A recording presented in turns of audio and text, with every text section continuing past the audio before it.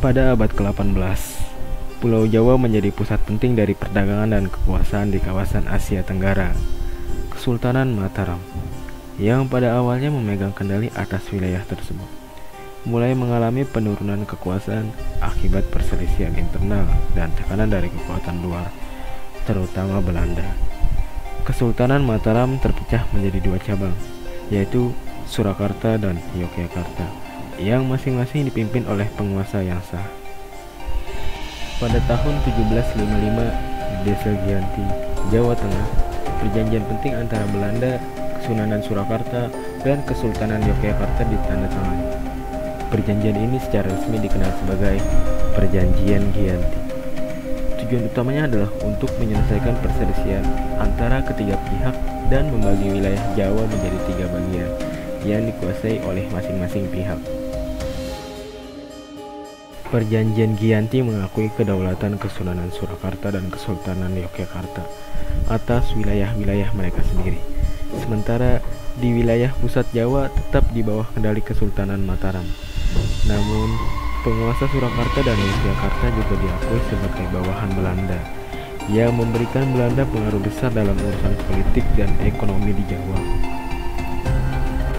Pada saat yang sama, Belanda yang telah lama membangun posisi kuat di Jawa melalui perdagangan rempah-rempah ingin memperkuat kendali mereka atas wilayah ini.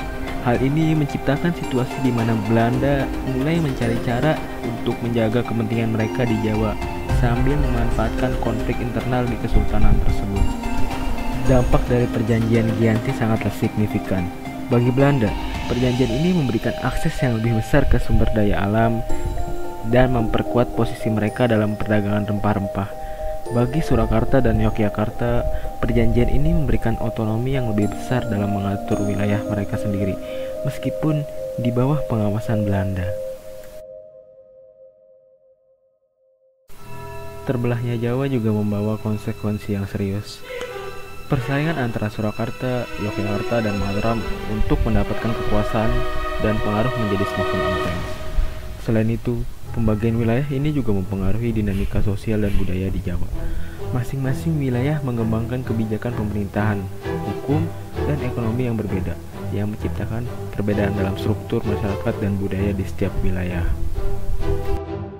Selain itu, perjanjian Giyanti juga mempengaruhi hubungan antara Jawa dan Belanda dalam jangka panjang. Meskipun perjanjian ini memberikan Belanda kendali yang lebih besar atas Jawa, tetapi juga memperkuat perlawanan terhadap kolonialisme Belanda di pulau tersebut. Perjuangan untuk kemerdekaan dari penjajahan Belanda menjadi semakin kuat di antara masyarakat Jawa. Terbelahnya Jawa dan peningkatan kontrol Belanda terhadap wilayah pesisir mengakibatkan munculnya ketidakpuasan di kalangan masyarakat Jawa terhadap kehadiran Belanda. Masyarakat mulai menyadari bahwa keberadaan Belanda tidak lagi hanya sebagai mitra perdagangan, tapi juga sebagai penguasa yang menindas dan memanfaatkan sumber daya alam serta tenaga kerja lokal. Perasaan nasionalisme dan semangat perlawanan terhadap penjajahan Belanda mulai tumbuh di kalangan masyarakat Jawa. Para pemimpin lokal, tokoh agama, intelektual, dan aktivis mulai bergabung dalam gerakan perlawanan terhadap kolonialisme Belanda. Mereka mengorganisir gerakan-gerakan politik, sosial, dan budaya untuk melawan penindasan Belanda dan memperjuangkan kemerdekaan Jawa serta Indonesia secara keseluruhan. Salah satu contoh yang paling terkenal dari perlawanan terhadap kolonialisme Belanda di Jawa adalah Perang Diponegoro yang terjadi antara tahun 1825 dan 1830. Seorang pemimpin agama dan politik dari Mataram memimpin pemberontakan besar terhadap Belanda yang didorong oleh ketidakpuasan terhadap penindasan Belanda dan perasaan nasionalisme Jawa.